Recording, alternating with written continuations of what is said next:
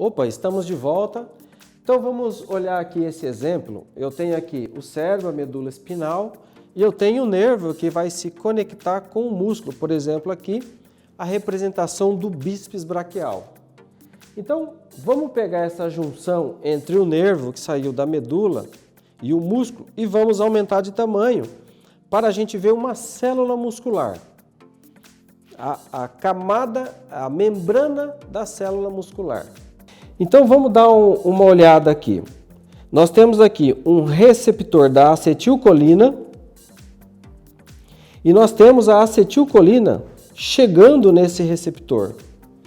Quando a acetilcolina entra em contato com o receptor colinérgico, ele provoca uma liberação de uma proteína que está acoplada a esse receptor, chamado proteína G. A proteína G ela é formada por três estruturas, a alfa, a beta e a gama. Então vamos lá.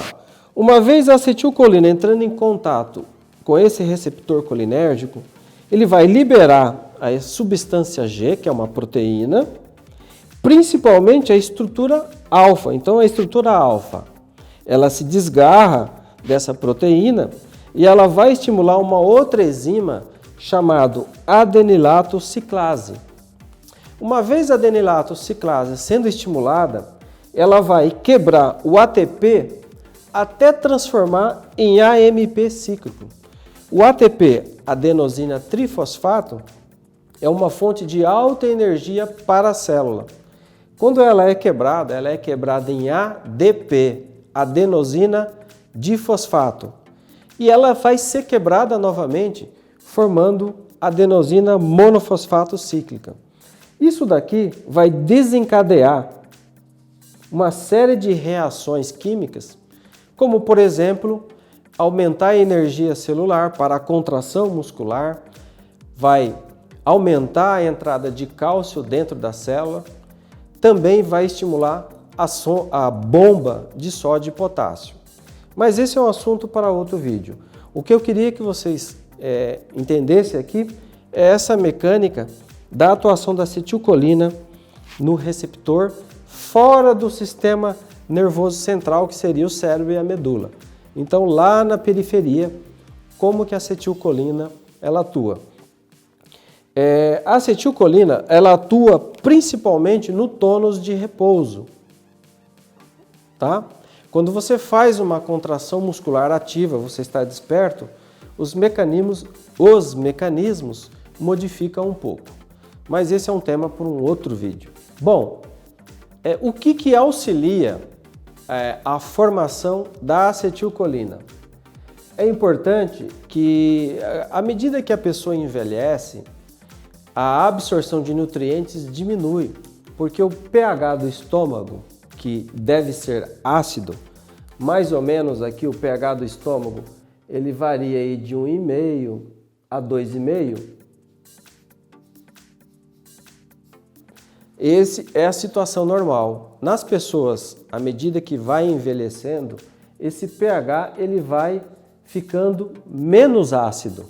Como, por exemplo, vamos chutar aqui um pH de 3 ou 4. E também naquelas pessoas que têm gastrite e que tomam exageradamente omeprazol. Ou seja, estão preocupadas apenas com o sintoma. Então vamos ver o que acontece aqui.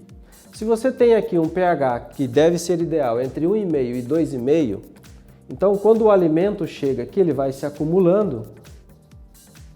E para que essa válvula aqui, que é chamada de piloro, se abra, é necessário que o pH aqui esteja ácido.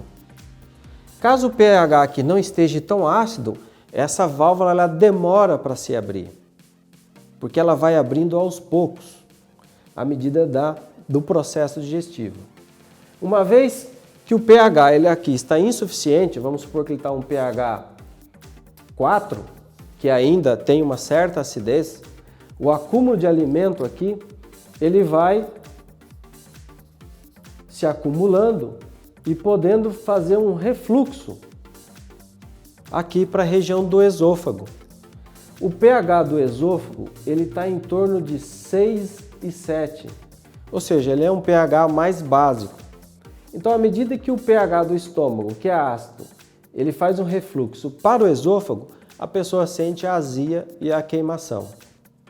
Mas olha só que engraçado, as pessoas que tomam omeprazol, o pH do estômago, ou seja, o omeprazol, ele inibe a acidez do estômago. Quando ele inibe a acidez do estômago, os sintomas melhoram, obviamente, mas o pH do estômago ele é ácido porque ele vai digerir as proteínas, principalmente as proteínas. Se você não consegue metabolizar as proteínas, a sua pele, o seu músculo, o seu cabelo, todos os órgãos, tudo é feito de proteína. O carboidrato que você se alimenta, ele só fornece energia. E as pessoas têm mais tendência a comer carboidrato e se alimentam menos de proteína. Quanto menos proteína você se alimenta, mais velho você fica. Porque as células, para se renovarem, precisam de proteína. Bom, essa doença aqui é chamada como GERD, que é o Gastroesophageal Reflux Disease, que é o refluxo gastroesofágico. Então, aquelas pessoas aí, fica o aviso, que fazem uso indiscriminado de antiácidos, entre eles o mais famoso é o omeprazol. Muito cuidado, procure o seu médico gastro, para que você mantenha uma boa acidez do estômago e corrige o processo de gastrite e não fique só dependendo do omeprazol. Bom, outras substâncias aumentam a produção de acetilcolina, principalmente a colina. Como eu disse antes, a Rupérsia serrata, que vai inibir a acetilcolinesterase. Então é importante para os pacientes que estão tendo aí déficit de memória ou que estão já com a doença de Alzheimer instalada, que procure aí o seu profissional de saúde para que ele avalie a possibilidade de prescrever a Rupérsia serrata. A acetilcarnitina, a colina, que apresenta na forma de fosfatidilcolina, colina bitartarato. Também, vocês viram lá na primeira parte, que a colina vai se juntar ao acetil-CoA, formando a acetilcolina. Então, essas substâncias aqui são ricas em colina. O ginkgo biloba, que é um vasodilatador, aumenta o fluxo sanguíneo no cérebro, ele é importante também para a chegada de sangue naquelas estruturas que eu mencionei lá na primeira parte do vídeo. O piracetam é um medicamento muito utilizado também para déficit cognitivo, perda de memória, de aprendizado e na dislexia também.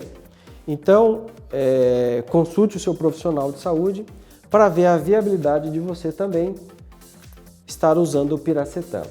O ômega 3, como vocês sabem, ele nutre o cérebro. Aqui nesse desenho, o cérebro, 60% do cérebro é formado por gordura. O ômega 3 é uma gordura muito importante para a nutrição do cérebro. Então, se você se alimenta com pouco ômega 3, a tendência de ter doenças ou déficit de memória é muito acentuado. Então, nós precisamos restaurar ou repor o ômega 3 que provavelmente você não tenha na alimentação. Os complexos B, por exemplo, a B12, a B1 e a B6, também são muito importantes para o bom funcionamento do cérebro. Mas os seus derivados ativos, como por exemplo a metilcobalamina, derivado de B12, a subutiamina, derivado de B1, e a piridoxina é a própria B6. Essas substâncias, elas são extremamente importantes para melhorar os níveis cognitivos do cérebro. Vale lembrar que a vitamina B, por exemplo, ela aumenta a transformação da homocisteína em metionina. Como vocês podem ver aqui, por exemplo, a B9 ou ácido fólico, o folato, transforma a homocisteína em metionina. Mas por que eu mencionei isso? Níveis elevados de homocisteína estão relacionados com a inflamação das artérias.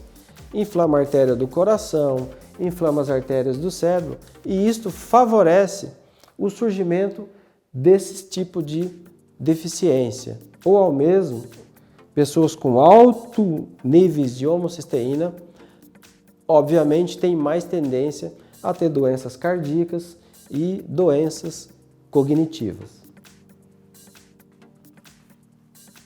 Um outro detalhe importante que nós não podemos esquecer é que essas vitaminas, para aquelas pessoas que são vegetarianas, elas têm geralmente um déficit na absorção dessas vitaminas, porque o complexo B ele é oriundo principalmente de origem animal, da carne, do ovo e na carne branca ou na carne vermelha. Bom, chegamos ao final. Hoje esse vídeo foi um pouco mais difícil.